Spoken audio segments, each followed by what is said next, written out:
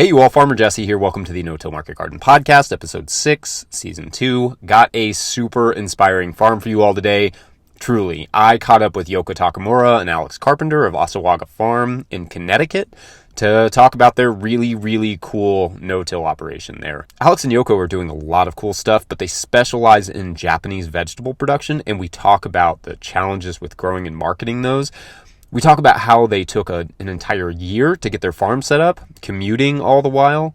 They have a rocket mass heater in their greenhouse, which itself is covered in solar wrap. If you don't know what those things are, I would keep listening. And of course, we talk about no-till because, well, that's kind of how we roll. Such a great episode. But first, remember these two numbers, 188 and 3,000. The reason that anyone is able to listen to this podcast or read the articles at no-tillgrowers.com or watch the videos is that there are 188 people in the world who find enough value in what we do to kick in a couple bucks every month and keep it going over at patreon.com/farmerjesse. That other number, 3,000, that's the approximate number of people who listen to this show every week.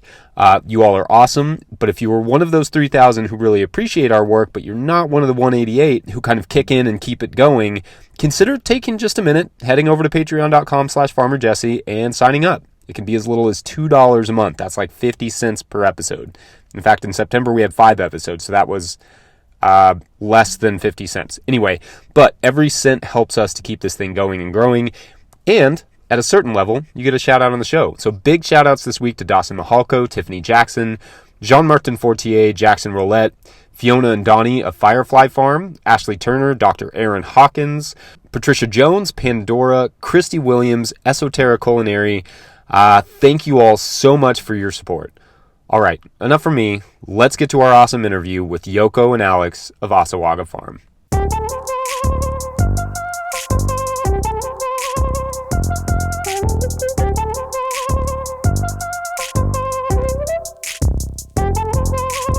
Yoko Takamura, Alex Carpenter, welcome to the podcast. Thanks. Thank That's you. Great to be here. Excited to be here. Yeah, and super excited to have you. So I want to start with kind of where we always start in this podcast. We'll do the rundown. Tell us a little bit about Assawaga Farm, where you are, how much land you have under cultivation, and those sorts of things. Okay, sure. Yeah, we're located in northeastern Connecticut. We're pretty close to the Rhode Island border, just about 30 seconds away. We're about 5 minutes south of Massachusetts. We bought the land in 2016, and we have about 23 acres, but we're cultivating about 3/4 of an acre, a little bit more, maybe 0.8. We have 6 fields. Each one we started with 16 by 100-foot permanent beds. This year we actually broke it up into 50-foot beds, so there's 32 50-foot permanent beds. We are no-till. Let's see, we have, at any given time, we'd like to have 1 complete field in cover crops. We have a greenhouse. It's a 30 by 72, and a third of it, 20 feet, is our propagation room, and then the rest of it is in-ground crops. So it's about 400 feet. There's 8 50-foot beds. It's covered with solar wrap instead of traditional poly, double-layer poly. And we also heat the propagation area with a rocket mass heater that we built. And I think Yoko can talk about our marketing and things like that. Yeah, sure. So we do 2 farmers markets in Boston. Boston is about just over an hour away from us. We have a small CSA, but we are discontinuing that next year. We can talk a little bit more about that if you're interested, but we share the same sentiments as Mossy Willow Farm. Having members in the city, they're busy. It's hard to get them engaged. So, yeah, and other reasons too. But so that was the small CSA. And then we also have a restaurant in Worcester. It's about half an hour north of us, and they usually buy, when we have a lot of something or we have, stuff that comes back from the market, most of the time they buy that stuff. So that's great. So we don't have a lot of leftovers. So our season starts with plant sales in late April and in May, and our 2 markets run from mid-May to the week before Thanksgiving.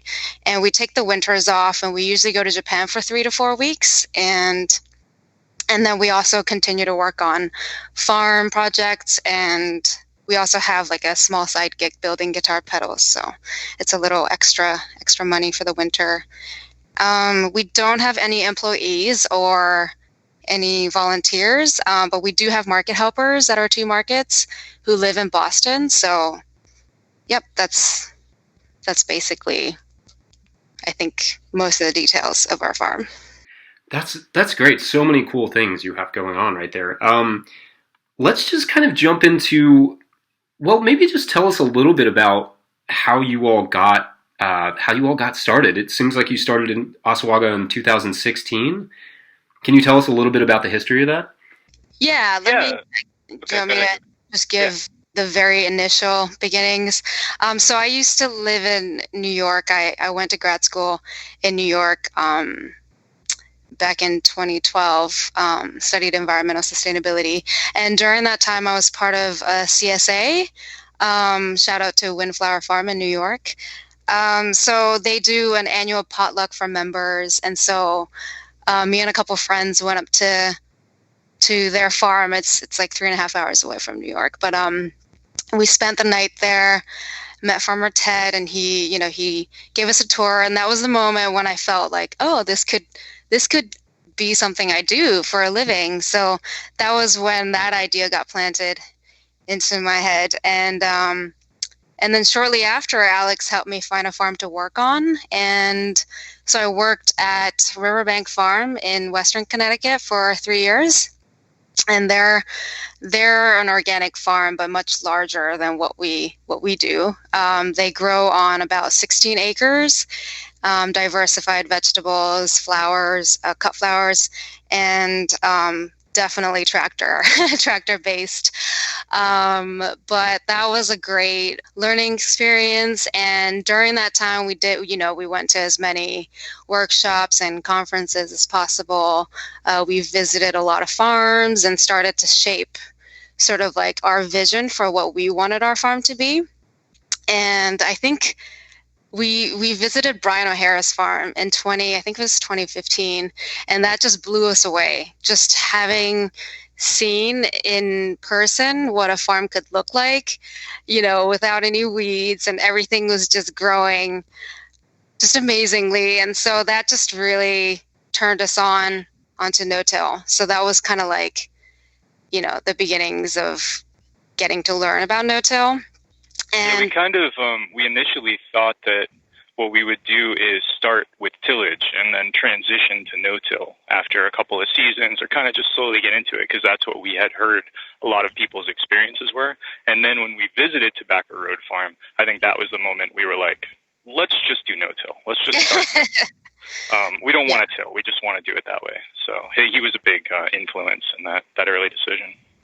That's super cool. I love Brian's work. Can we talk a little bit about how you went about doing that? You said originally you were kind of thinking you'd till and then stop tilling. So how did you kind of approach that from the beginning then? Yeah, so, we did use a rotary plow, kind of like a Frith Farm method of opening fields. So we have 23 acres, like I said, and about 5 of it is open. It's been open for a very long time. It's a hay field for as long as anyone can remember. And they also used to graze cattle down here. So when we opened it up, it was very heavy root mat, perennial weeds, just lots of grasses, wildflowers, things like that. So we really had to get through that root mat. So we did use a rotary plow, and that was the only time that we've tilled. So we turned over the soil, and then we would add lime, because we're in New England and our pH was like 5 when we started. Great for blueberries, but maybe not so good for row crops. So then after we amended, we would use we have like a little bed shaper that we got from Earth Tools. Oh, don't forget about the tarping for a year. Right. Yeah. We use silage tarps as well to kind of, stale seed bed to cook off the weed seeds. Yeah, well, so once we plowed it with the rotary plow, we put a tarp on it for a year. And then once that came off, you're explaining the steps then after the tarp came off, right? Yeah. So then we use the bed shaper to form our permanent raised beds, and then we would put the tarp back on it. because we would disturb the soil a little bit when we did that. So any weed seeds that we brought up that hadn't been baked off, we would put the tarp on for a shorter amount of time. We'd usually do that in the spring, so then we'd put it on. And then when we pulled it back off, we would put down compost, we'd put down more lime if we needed to, and really shape it up by hand using an iron rake, using a shovel, and just getting it nice so that they're 30-inch with 12-inch walkways. Okay, and that bed shaper that you're talking about, that you got that one from Earth Tools. It has like the sort of discs on the side. Yeah, exactly. It's a toolbar with 2 discs and a drag chain. Okay. So it's pretty minimal, the amount that it actually disturbs the soil. And we just do one pass, because in one pass with our soil, it would raise it about 4 to 6 inches. And we don't want the beds to be too high. So we just kind of do a rough definition, and then we would go back in and finalize it all by hand. And you said that you're leaving some in cover crops, right? Was that a kind of decision from the very beginning? And then, like, what were the next steps after you got it all the beds already set up? First season, we were smaller than 0.8 acres, so we were half that size. And so we didn't do much cover crops. We were just, so focused on bringing vegetables to the market. So we didn't do much cover crops. And then our second year, we started playing around with spring cover crops, and now we have a whole bunch of fall cover crops in the ground. So we did play around with the idea of using cover crops to open up fields too, but we lived, this property is 2 hours away from where we previously lived. So it wasn't like we could just come over and like see how the cover crops were and like mow it down if we needed to or do any kind of maintenance on it. So we just put the silage trap down. We had plenty of time because we bought the property in 2016, and we first, used the rotary plow in 2017 and had a full year before our first season in 2018. I guess we forgot to mention that this is our second season, and our first, we just moved to this land in March of 2018. So we did have that time to put the tarp down and kill off all the weeds and go that slower route. Yeah. That's awesome. Okay, so during that, I always think about this idea of like taking more time to get a farm started. I think it's something that 0% of us do. And and it's just one of those things like, I remember J.M. Fortier when he was setting up FQT, he took like a whole year. And I was like, yeah, that's great. Why didn't I do that? That would have been a great idea. So during that period, what were you all... Did you have things getting constructed on the farm? Like, what were you doing in that period, that year before the farm started? Yeah, so when we bought this land, it was just raw land. There was no infrastructure. Nothing had ever been on here except for cattle. So we had to build our barn, have a place to live. We had to put in a well. We had to break the fields. We had to build our greenhouse, put in a driveway. We're actually set pretty far back from the road, about 800 feet. You can't see us from the road. We're kind of tucked away in the back. So we had a lot of infrastructure to build. So we started in spring of 2017, breaking the fields, getting that all set. And then in summer of 2017, we started construction on the barn and all of the infrastructure projects that were going on. So we definitely had our hands full for that year. Not farming. So it was good to kind of be able to put those tarps down, let them do their magic while we focused on building up the infrastructure to actually launch the farm. And that was pretty hectic because we both had full-time jobs. I was working on a farm, and we spent the weekends coming up here and, slowly building the barn and getting other infrastructure set up. So yeah, that was some pretty tough times. Yeah. Yeah, I imagine commuting and to build a farm sounds like craziness. Was there anything that you learned in that period that you wish you'd done a little bit differently in terms of getting the farm infrastructure built? Oh, well, I would say the first thing that comes to mind is don't build a greenhouse in January in Northeastern or, in the Northeast or New England. I wish we had built it. I guess, money, obviously it was tight, and we would have had to put, there would have been an upfront cost for it. But if we could have built the greenhouse, like early summer, before the barn construction started, that would have been great, because in January, we literally had to start a 30-foot fire to thaw the ground in order to put our baseboards in. So it was just total insanity. And plus, no one had really done solar wrap around us. So we really had to learn by ourselves. And there was just so many trial and errors and just, just messing up a ton of stuff and fixing it. And it was really hard to figure it out without having someone's input, someone who's already done it. So that was really tough. Yeah, everything we were doing for the first time. We built a majority of the barn ourselves. We have a timber frame barn, so we had somebody put up the frame, and we had a professional do the roof, and then we did everything else. We put the outside on it. We put the doors up. We built our home inside of it. We live in part of the loft.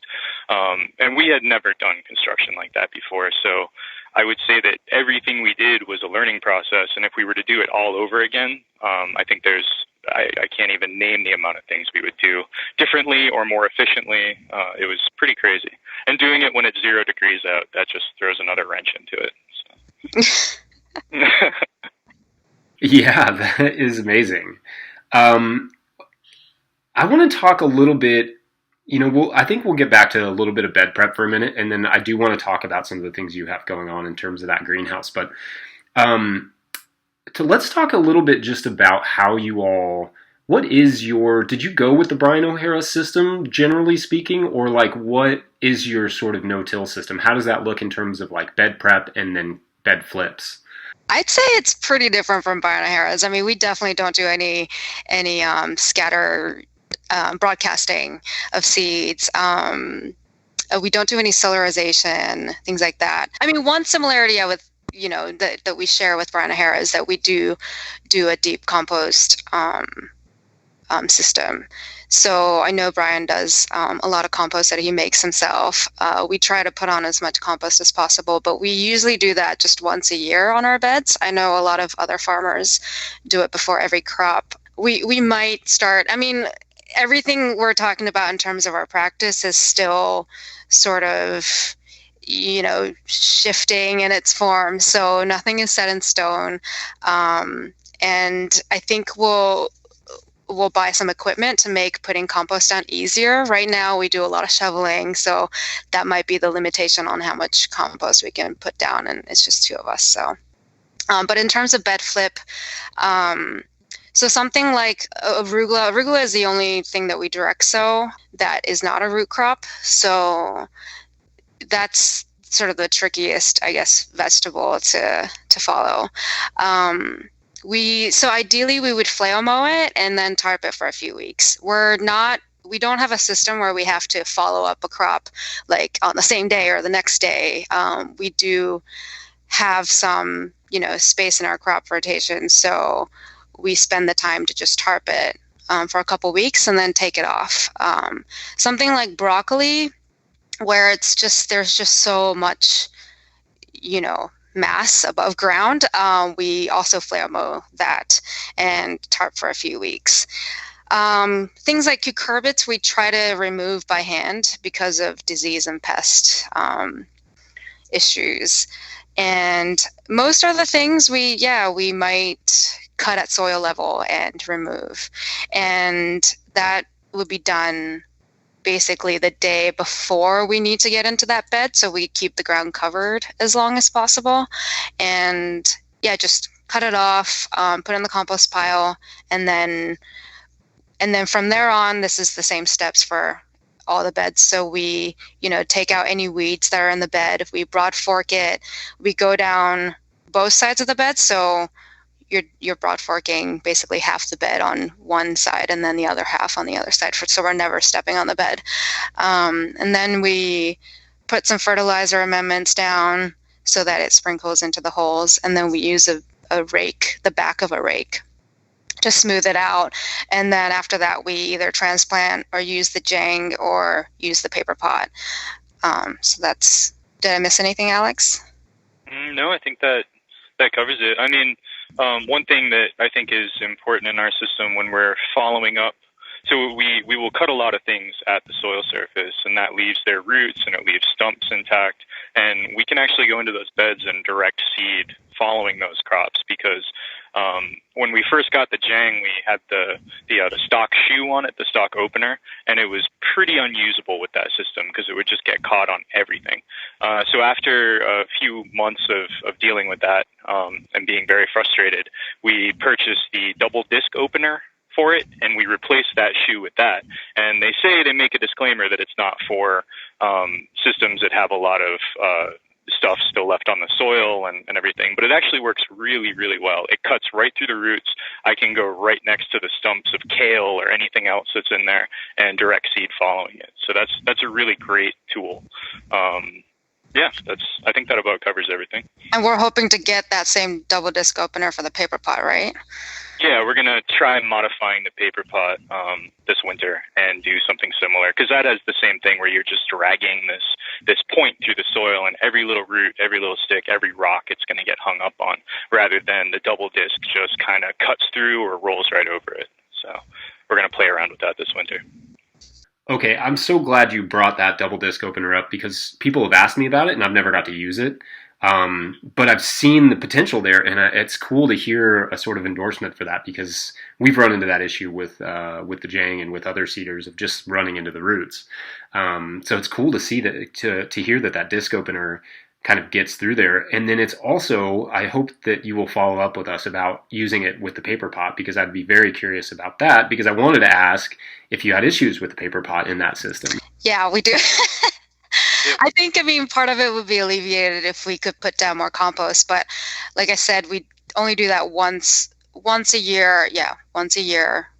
And so it's not always the case that you have, enough compost to go through and have a smooth paper pot. Yeah. And right now, there's certain crops we just can't follow up with the paper pot crop. So we can follow up, something that's gone in, like Asian greens, we do a lot of. We can follow that up because the roots aren't that extensive. But following up kale or broccolini or anything that has kind of a vast root, a woody root system, the paper pot just we can't pull it through. So we have to be really strategic about where we're going to be direct seeding things, where we're going to be putting the paper pot chains in, and what we're following. So that's part of the crop plan this year. But if that works out with the double disc, as it has with the Jang, it would definitely be fantastic. We'd be able to not have to worry about that as much. Yeah, that's super cool. I hope to get a follow-up on that. Hey, you all, just jumping in real quick to get a word from our sponsor, BCS America. BCS two-wheeled tractors are often referred to as the best tiller on earth, which makes sense given that the rear tine tiller is our most popular attachment. Recently, a growing number of folks have begun to see till as a dirty word.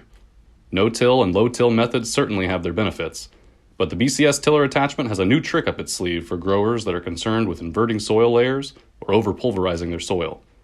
The Precision Depth Roller accessory, or PDR, is now available for 30-inch BCS tillers, and a 26-inch version will be available in early 2020. The PDR gives BCS owners precise control over the depth at which they engage their soil, from half an inch up to 7 inches deep in half-inch increments. Perfect for mixing in soil amendments while chopping up any leftover plant residues. And the PDR's expanded mesh roller gently levels the soil, leaving behind a perfect seedbed. The PDR is on sale now. Check out bcsamerica.com for sale pricing and to find your nearest dealer. Okay, big thanks to BCS America. Back to the show. One thing that you mentioned was getting some better equipment for spreading that compost. Is there anything you're eyeing right now that looks like maybe a direction you're headed? Yeah, we're actually thinking of getting a tractor for basically that purpose solely. So we would get a front loader that can pick up compost and put it into our trailer, which is which we can attach to our Grello walk behind tractor. And we already Alex fixed up the tire so that it goes in our paths instead of on the bed. And so that's what we currently do for spreading compost, just going down the bed and using a rake to, take it down. But it's really like the shoveling and putting it in the trailer that's really, laborious. Yeah. Yeah. That really is like the most insane part. Broad Fork Farm has a tractor, a self-loading compost spreader that I'm really interested in, and they had it custom built, but it's essentially a shovel that they can back up into a compost pile. It lifts it up, and then it gently spreads the compost. And yeah, so be on the lookout for that. We did it. I think we posted a little video, or they posted a video on their site, Broad Fork Farm. In the flail mower, you're just using that Berta. Is that the one, or do you have a different model? No, it's the Berta. Yep, it works great. We use it to trim up, like a path around our field. So one thing about our field too, we have a 4.5 acre open field, and we're only growing at 0.8 acres. So we have that fenced in, and then all around us, it's wildflowers and pathways for animals to get through, and it's quite open. So we just kind of mow like a 6 to 8 foot path around the outside of the fence, and then we'll go in and we'll take down crops like broccolini and stuff like that. But that's we use it, maybe a couple times a month. Oh, also when we flail mow a bed, we also have the tire set on the pathway, so we're not driving over the bed. And we were a little bit worried about the height there, but it worked really well. With the broccoli, you kind of have to go back and you might have to use loppers to kind of chop off some parts that wasn't cut off, at soil level, but it works. Yeah, it works really well. So I absolutely love BCS, I should say, in full disclosure, they are a sponsor of this show, but I love my flail mower. I've used that thing like crazy. It's been the only tool, it's the only implement I've had on my BCS for the last year. And it's just great for flipping beds, like everything. We flip. The only thing it did, like you said, kind of the only thing it doesn't seem to work so much for is things like broccoli, because you do have to cut those below the surface. But it's so effective. It's such a great tool for this kind of work and leaving those roots in and stuff. Yeah, we used to carry broccoli plants out, by hand. So it definitely beats that. Yeah, absolutely. The only thing I wish is that it had a bag on it, so I could have the option of keeping some of the material sometimes and then leaving it on the surface other times. Right. Yeah, that'd be nice. Yep. So I want to talk a little bit about this rocket mass heater and your greenhouse space. One, I think it's awesome you went with solar wrap, and I talked to Sadie Stellick last year. She is at summer camp. Oh, I remember. And she talked about kind of the installation being a little crazy because it has to be super precise. Is that kind of what you all went through installing that solar wrap? Oh, yeah. Yeah, we have 4-foot space bows, and they have to be 4 foot. They can't be 4 foot 1 inch. They can't be 3 foot 11. They have to be 4 foot. The solar wrap comes in big rolls, and it has this really strong extruded bead on the sides that slide into these tracks. So if it's too tight, you can't pull it through. Funny story, we built it from scratch. If you were adapting it to an older greenhouse, I think you might run into some serious complications. But building it from scratch, we tried to keep it really tight in spec, which is very hard when you're building anything. But at one point, we were trying to pull one of the panels up and over the bow, and we had been successful with the first couple we did. And we hit one where the bows were just a little too far apart, and it just wasn't pulling. We built this little jig that we kind of like screwed 2 2x4s to the end of it and would tie ropes to it and pull it over. And we're just not getting it, so we brought our car out there and we tied it to the hitch and we tried pulling it with that, and it was definitely pulling the back end of the car off the ground. The plastic was not moving. So yeah, it was. I'm glad nobody watched us do that. It's pretty embarrassing. But, well, what happened was that also after that, I think we realized that the whole greenhouse is like slightly tilted. So then we had to bring it back to its, perfect 90-degree angle. So then we used the car again to then as an anchor point. Yeah, we took off the cross braces and we had to like ratchet it so that it was perfect. When you're covering with the double layer poly, those little details don't really matter. But when you have something as as precise as the solar wrap, you need to be really on point. So after that, we figured that out, and then it went pretty smoothly after that. But it was a rough start for sure. That's an amazing story. Yeah, so it's funny. Everybody says that solar wrap is like the way to go, but it has to be precise, and I fear that I will never build anything as precise as solar wrap requires. I think you can do it. I mean, if everything they say about it is true, it's totally worth it. We've heard that there's been test sites with it up for 20 to 30 years over in Europe, with no loss of UV or anything. When you go inside there, it has this tendency to, on really hot days, feel a little bit cooler in there, and on cooler days, feel warmer in there. Not having to run the fan between the two layers of poly is great. It's got all the air captured right there, and it's really tough stuff. That story we just told about it supporting the weight of a car and not ripping. I mean, I think this stuff is built to last. We've been through some pretty significant windstorms and winter storms here, and no problem at all.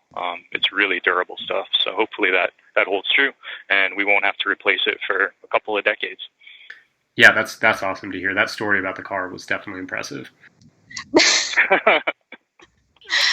Okay, so the rocket mass heater, can you talk a little bit about, well, maybe just tell people what that, some people are not going to be familiar with that. Can you talk about what it is and how it works?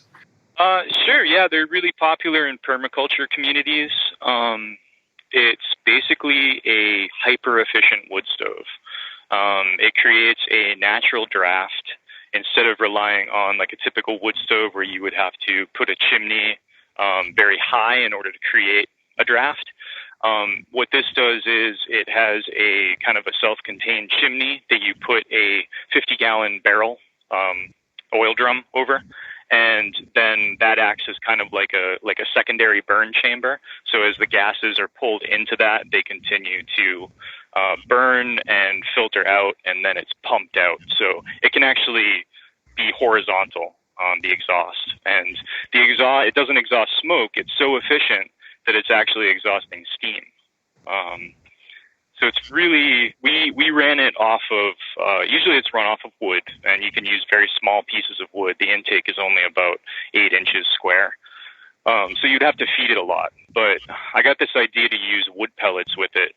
There's a couple of other permaculture folks that have done that, and you have to build a basket to hold the pellets, and you have to build a little gravity-fed hopper. But it worked out really well this year. I would have to get up once during the night and fill it. So it would get about maybe a six-hour burn, and it pumps out an incredible amount of heat. I think doing the measurements, it's about 100,000 BTU. So with that 20-foot propagation space, if we hang up a curtain blocking that off, I mean, we could get it up to 80, 90 degrees if we wanted in there. It was actually, it could get too hot. That's what we had to worry about, even when it was 15 degrees outside. Yeah, that's so do you have some resources that you think would be the best place for people to look in terms of what you went to learn the construction of that? Yeah, sure. I mean, YouTube is a wonderful tool. There's so many different ways to do it, so many different sizes. We definitely built a bigger one, which is good because even when we took down that partition we had hanging up, it could raise the temperature in the entire 72-foot long greenhouse.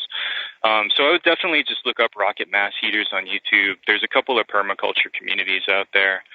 Permies.com is one of them. There's a lot of discussions. But what you find when you get into that stuff is that no one's ever done it in exactly the same way that you're looking to do it. So you have to kind of look at everything and then just come up with your own way of doing it, which is kind of scary, especially when we're relying on it to germinate our seeds and get our season started. It was a bit of a stressful spring until it really started getting going, and then it's almost like it had a break-in period. And then once you learn to live with it, it worked really well towards the end. It was working really well, and we're going to actually take it all apart this fall because there's things that I want to change about it and rebuild it.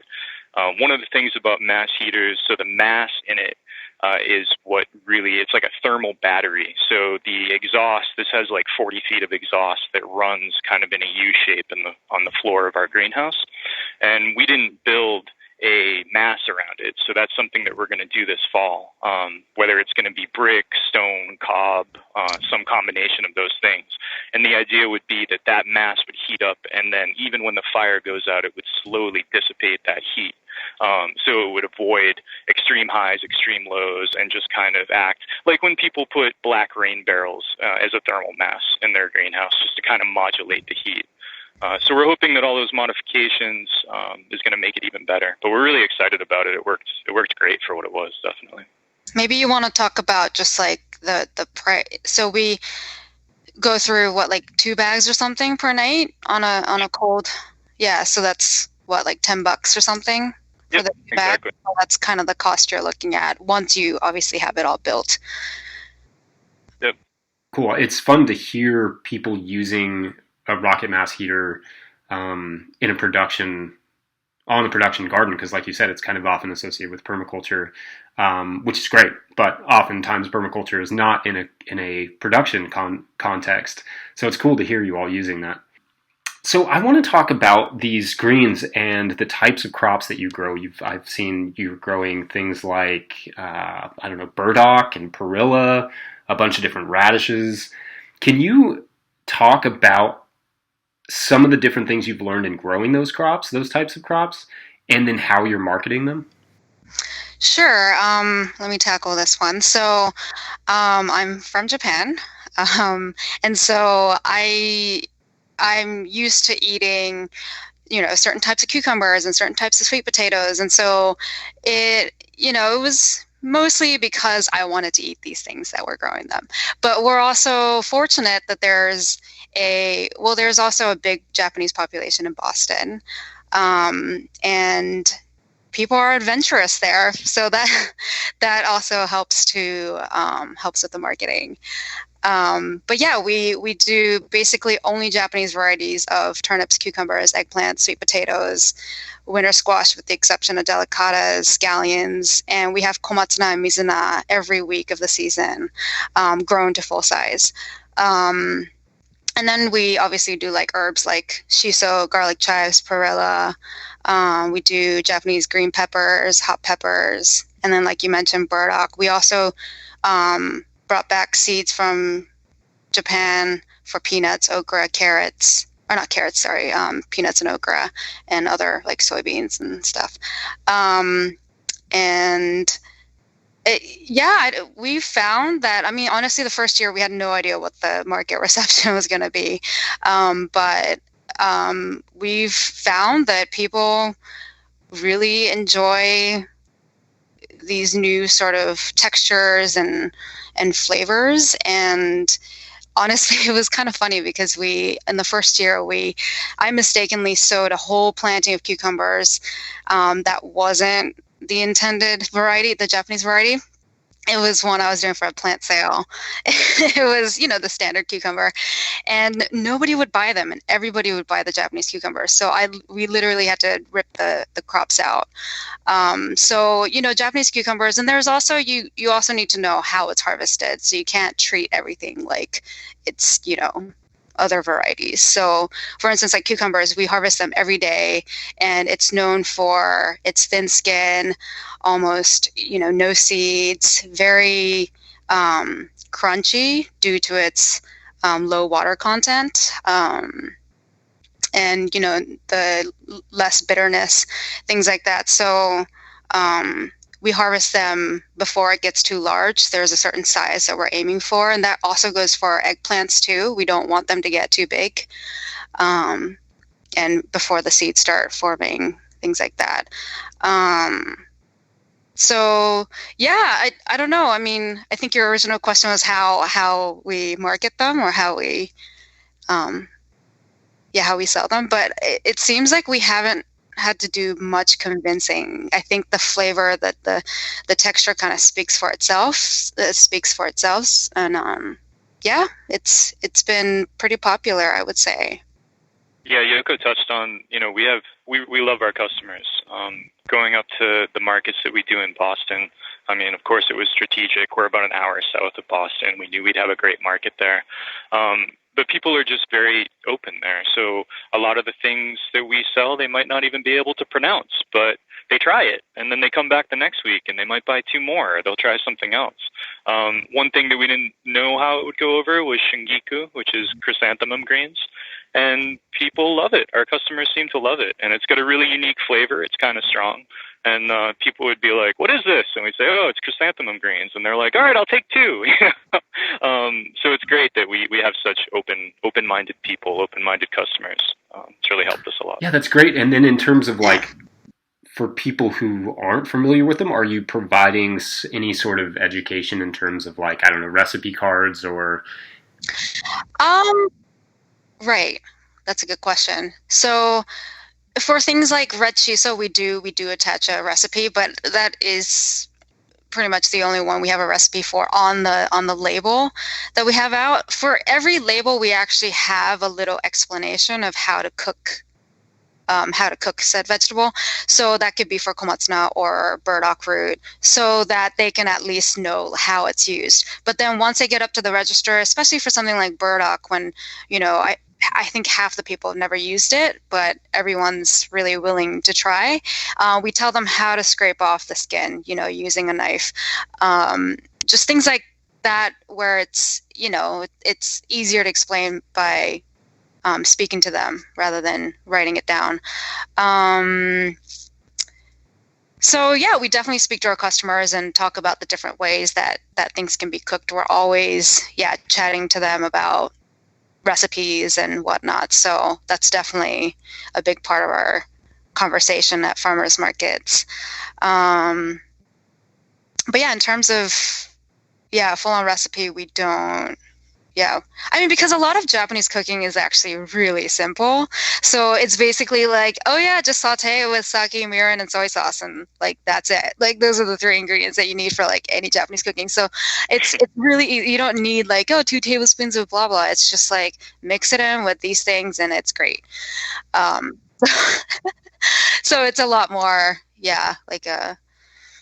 accessible. Rougher explanation. I love that. Yeah, I like that it's so simple. I mean, when you can simplify something interesting and be like, this is going to taste interesting, it's probably something you've never had, and it's not hard to cook. That excites people. Definitely.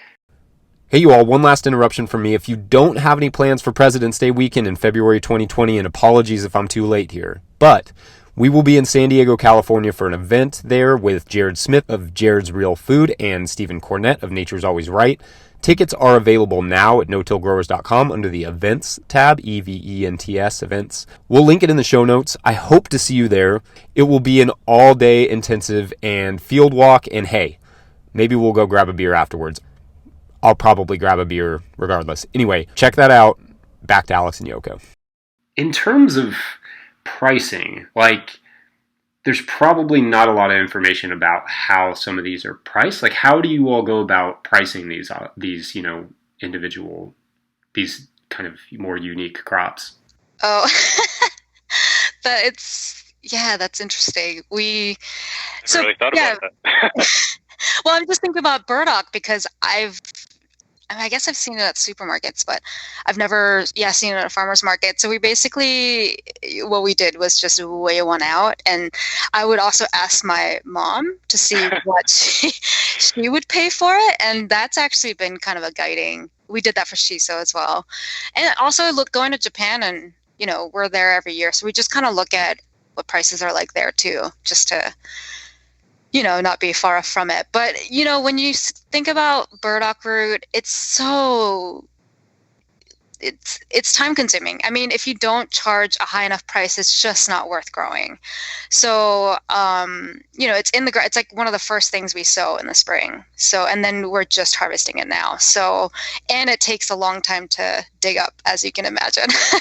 So, we priced it at $12 a pound, which seems pretty reasonable when you weigh out each one, and people have been completely okay at the market. So we just kind of ask my mom, and then we weigh it out and see if it's a reasonable price. Obviously we don't want it to be too low or too high. So I think it's also part of it is just seeing what the reaction is at the market. If people aren't gravitating towards it or complaining about it, we definitely take that into account, but we haven't seen that yet. And is there Are there some of these greens that are surprisingly profitable for you? Are there any that kind of surprised you at how popular they are, or how much more you've been able to earn off of them? Yeah. Komatsuna and Mizuna, like I said, we do every single week. So that means we plant them every single week. And well, especially in the summer because we can't grow bok choy because it bolts so quickly. Komatsuna and Mizuna, just these varieties that we grow are completely heat tolerant. They won't bolt at all, ever. So that's why we grow these two throughout the year. And Komatsuna at the height of the summer, it only takes, you plant it in the ground in the summer and 2 weeks later you're harvesting them. So it's a really quick, Mizuna takes 1 week longer, but it's a really quick turnaround. In terms of like pest pressure, it's not bad at all because it's so quick. And I don't know if it's, I don't know. I think most people don't grow it as heads. But we've seen a lot of demand for these two things, and yeah, it's a good portion of our overall revenue. So those are great. Yeah, when we went to our first market ever in 2018, we had an immense amount of bok choy, and we were kind of worried because we had so much of it, and everybody was really excited about it. So I think we sold, like 60 or 70 bunches of bok choy, and we usually do 2 full-grown. Well, we grow a smaller variety, but they're still a good size. So we do 2 kind of rubber banded together, and that's a bunch. And we sold out really quickly. So the demand for greens, for interesting greens, for ones that have a lot of flavor is there. So yeah, we're able to do a lot of Asian greens. Our kale sales have been building over the past 2 years. We sell a lot of kale. Yeah, greens do really well for us. We're really happy with them. And what we've noticed is that, kale is not a uncommon crop, obviously, but yeah, you kind of have to really observe market trends or just the trend at your stand, because initially we had a hard time selling some things like Swiss chard and kale, and then just over time it's just we can't take enough of them. So what we initially thought was not very popular, could turn out to be pretty popular a year later. So it's interesting to observe those trends too. I think that's also a reflection of just us trying to keep our quality as high as possible and people responding to that over time. I think it takes a little time sometimes for people to know you when you're just starting out. So yeah. Yeah, absolutely. I think even the best growers in the best situations, it can take a little while to get people to start responding to them in any market. So I want to ask a little bit about the seeds. Are you getting where are you getting your seeds? You said you brought some over, but generally speaking, like, do you have specific companies that you support? So obviously we get a lot of our Japanese varieties of seeds from Kitazawa and obviously from Johnny's and High Mowing. We definitely want to start looking at more regional seed companies, just because, the first year or two, it's just insane. Just trying to get everything done and set up and things like that. So I feel like and that goes for so many, like soil health and everything too. Starting next year, now that our infrastructure is set up, now that, all our fields are made, we can start to focus on exploring more seeds and taking time to do that, things like that. So I definitely I love what these smaller seed companies are doing, getting local farmers that are growing regionally adapted seeds. So definitely want to look into those more. But currently, yes, we get the bulk of our seeds from Johnny's and Kitazawa and High Mowing. And we'd also really like to start saving our own seeds in the future. Which is a tall order, but it's something that we plan to work on. That's something that I don't know if we'll talk about more of the Japanese farmers later, but organic seeds are not readily available in Japan. There's not a lot of organic seed companies if any. I'm sure there's a few, but we're not really aware of them. So our friends over there, who are farmers, who are organic, they're all very adept seed savers too. It's just part of their business. It's part of what they do. So they are plant breeders, they're seed savers, they have their systems set up, and they are very good at it. A lot of the seeds that we bring back are really, really good. Yeah, that's been interesting. Very right? vigorous. Yeah, very productive. I think it's different when you have a seed company that's regional, that's developing a lot of hybrids and developing a lot of varieties for a wide variety of people and a wide variety of places. And then when you go to a farm who is adapting and breeding seeds just for their farm, they can spend a lot more time and be a lot more intimate with that process. So we see a lot of really amazing results from the seeds that we've brought back from our friends over there. Yeah, that's cool. I think that seed saving, I've noted this before, just that the no-till garden seems to, for us, lend itself a little bit to saving some of our own seed. And the reason being that we're not having to turn over whole plots or whole beds at a time. Generally speaking, we're flipping single beds, so we can leave parts of that bed to go to seed if we really like the production on something. It's taking a little dialing in for us, but we're starting to save a little bit more of our own seed and trying to get things that are more adapted because kind of like what you were talking about, regional seeds are really difficult to find. I mean, there's not a lot of seed breeders in Kentucky. I mean, most of the seeds are not even coming from the States, it seems like, or they're coming from out west or where the seed producers are. So, yeah, I mean, I think that's something that's kind of a cool goal for us all to sort of be working towards, growing at least a few of our own seeds and adapting them. I want to hear a little bit about those farms in Japan. Are there a few that you think deserve a little bit of recognition that we haven't maybe heard of here? Because that's not something that's really on my radar very much, but I'd love to, and I'm sure others would like to see some of these farms and hear about them. Yeah, so I would start off by saying, and this is, similar to the seed situation, but there's just no place to go and buy organic compost or organic fertilizers. It's just that part of the industry just hasn't developed as much in Japan. So what you find is that most of these farmers make their own compost, make their own fertilizers, make their own potting mix. And so that aspect of it is really interesting. Like a few years back, we visited this farmer and he was making bokashi fertilizer. And that, I think over here, is interpreted as anaerobic fermentation, but there's both anaerobic and aerobic fermentation for bokashi. And the one that we observed in Japan was the aerobic one. So they were turning it over as we were visiting, and we were watching them do that. So that's a fertilizer that you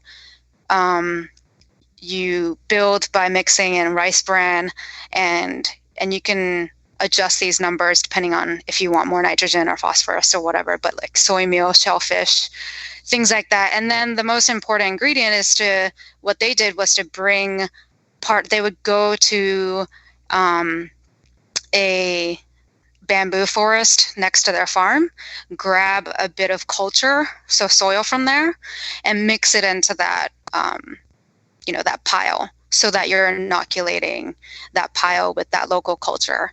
And then, you're fermenting it. And with the aerobic process, that takes a little bit more time than compared to the anaerobic. But that, in a few months' time, becomes this fertilizer that they apply as initial fertilizer or topping an already existing crop.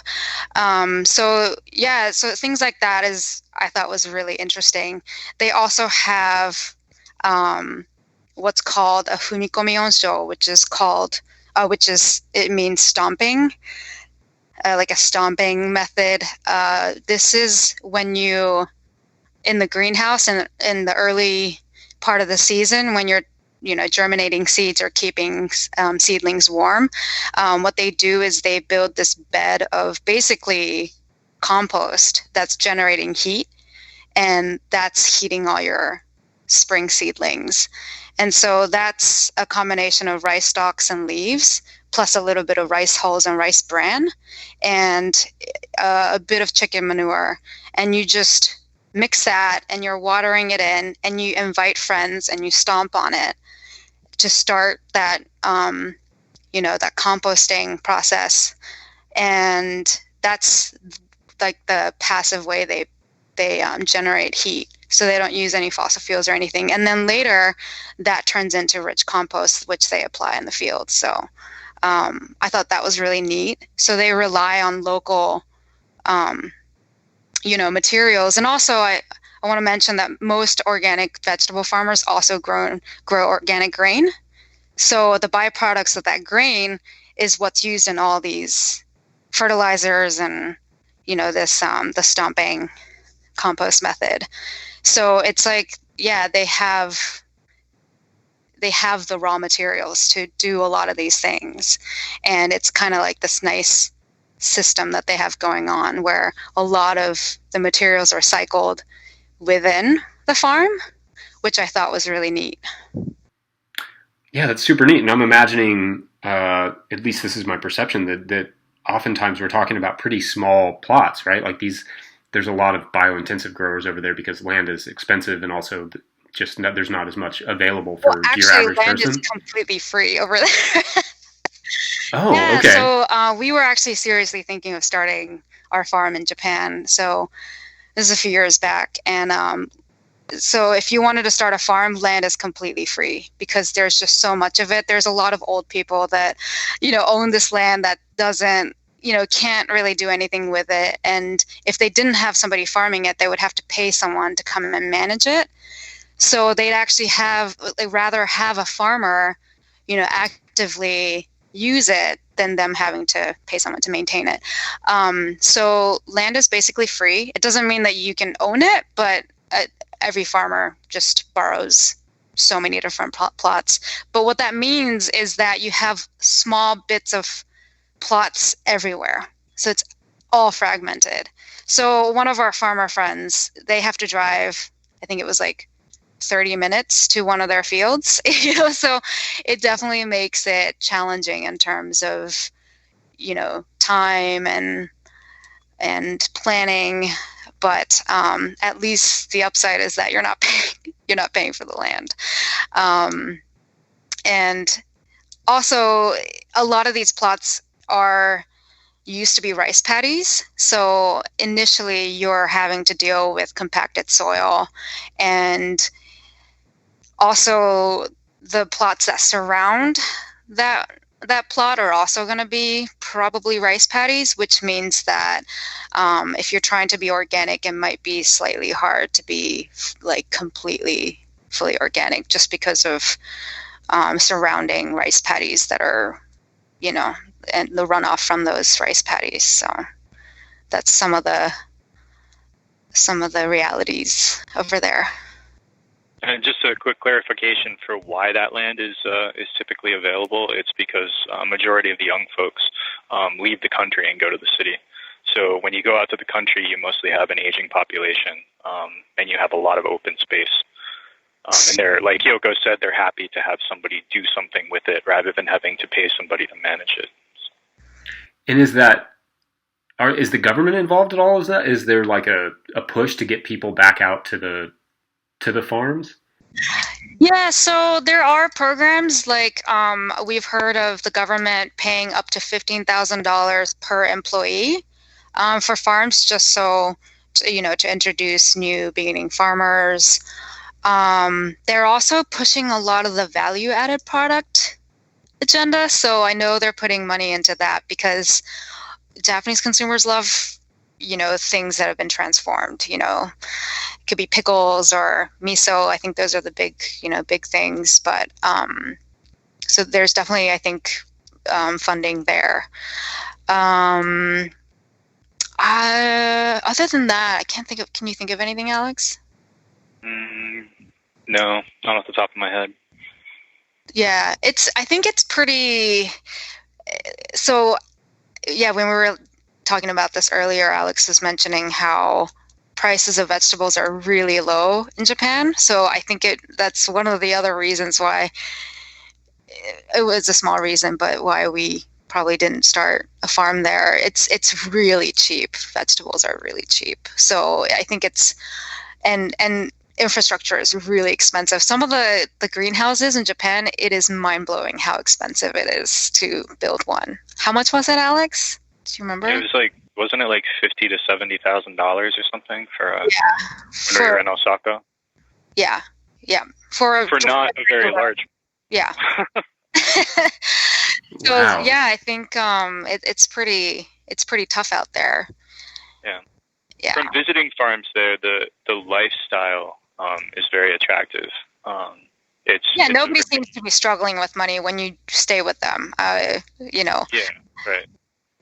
But when we look at the prices, it's just hard to add up how it's all working out.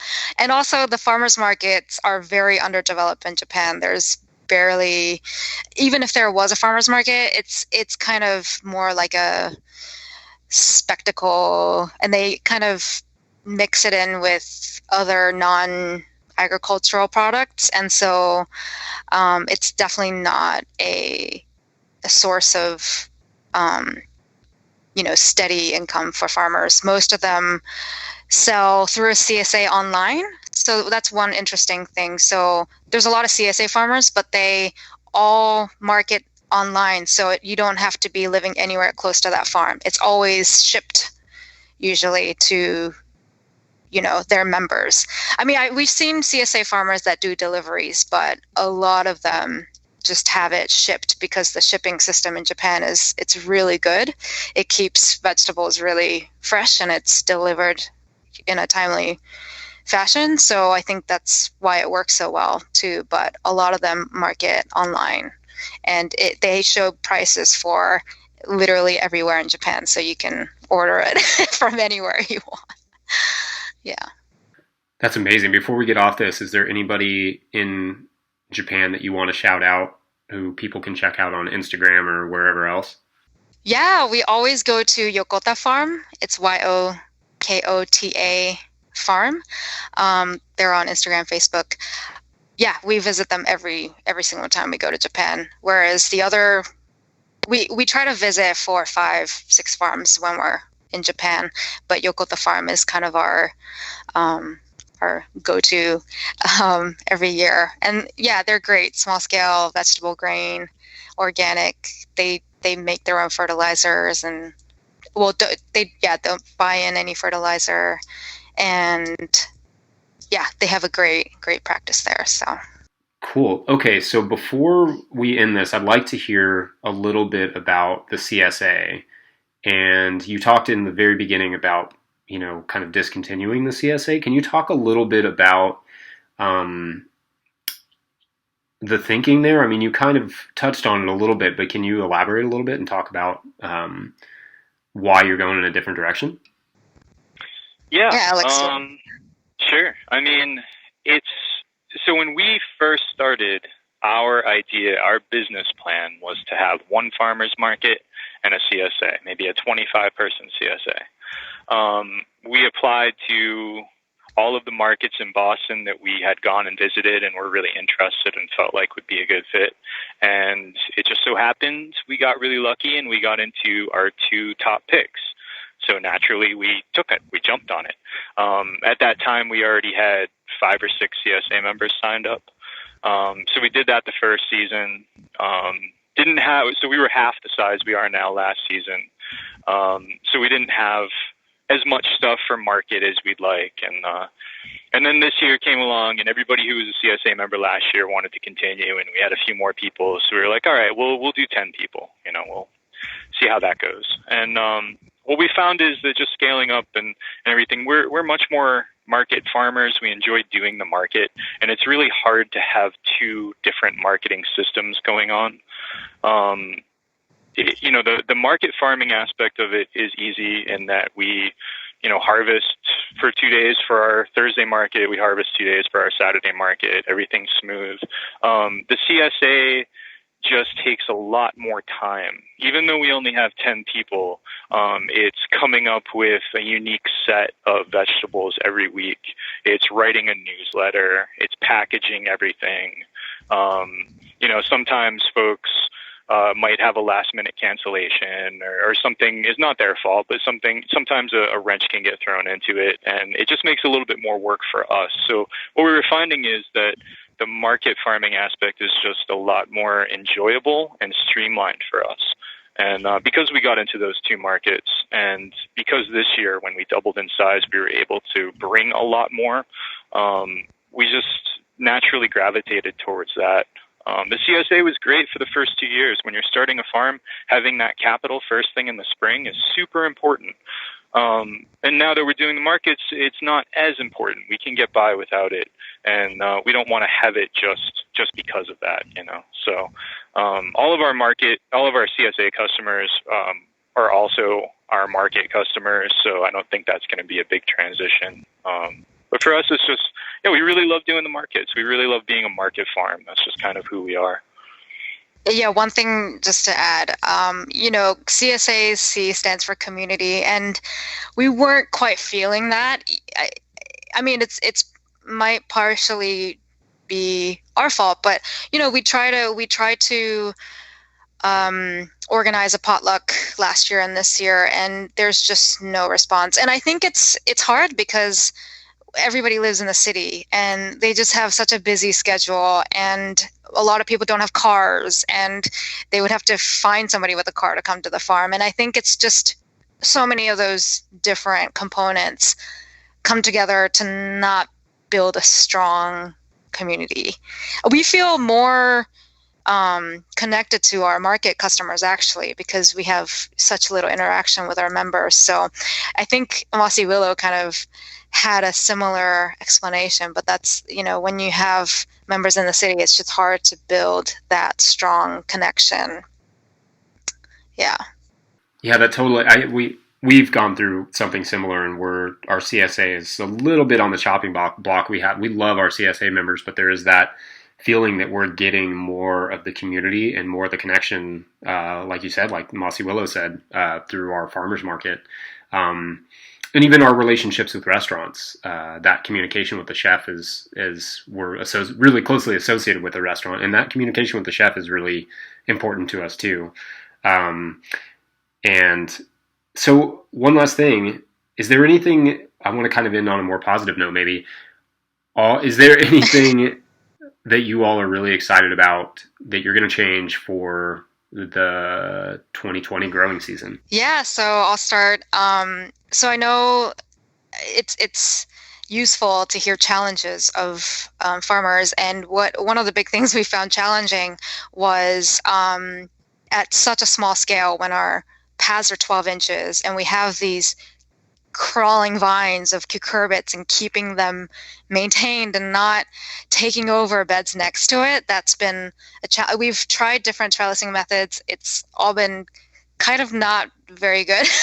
So next year we really feel like we can ranging from spectacular disasters to not very good.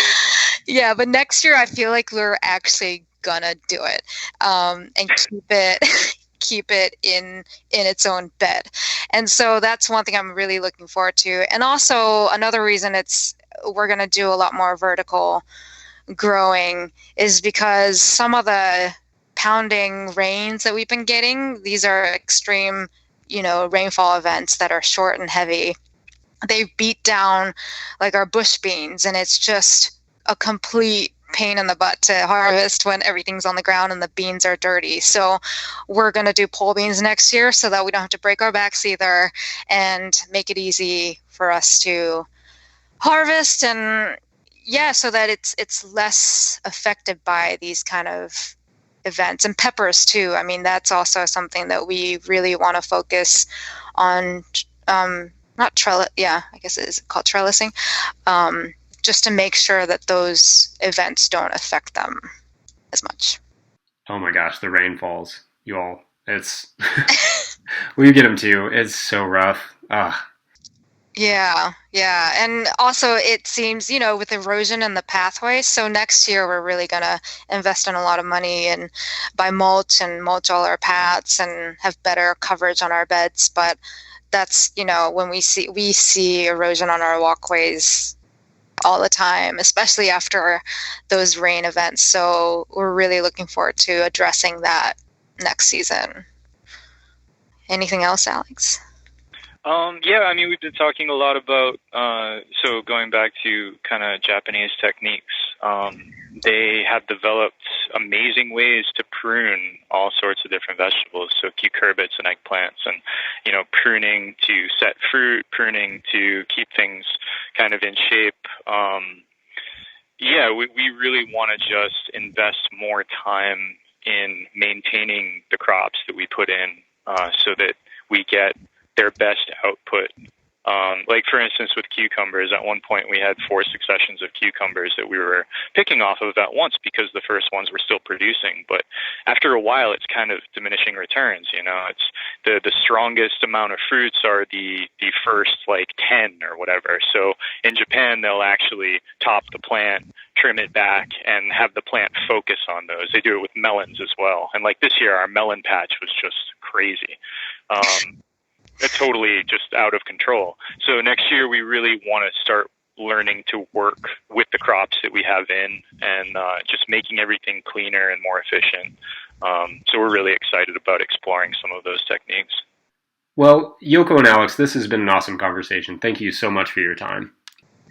Thank you so much. Thank you. It was an honor to be on. The invitation. Thank you.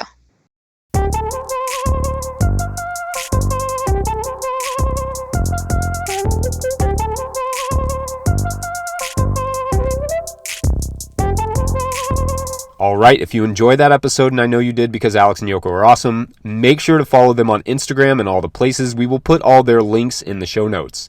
Yeah, check them out. Really big fan here. Be sure to sign up for the Patreon page at patreon.com/farmerjesse. We're going to have a huge month over there with some really cool bonus content. So it's worth checking out. Just saying. Also, subscribe to this podcast wherever you were listening to it right this second, and share it with some friends. Put it up on your Instagram stories. Tag us. Someone you know would love this podcast and has no idea it exists. Spoiler alert, it's your Uncle John. Anyway, thank you all for listening. We'll see you next week. Bye. That was a lot of fun. I love how wrong I was about Japan. Oh, what were your impressions?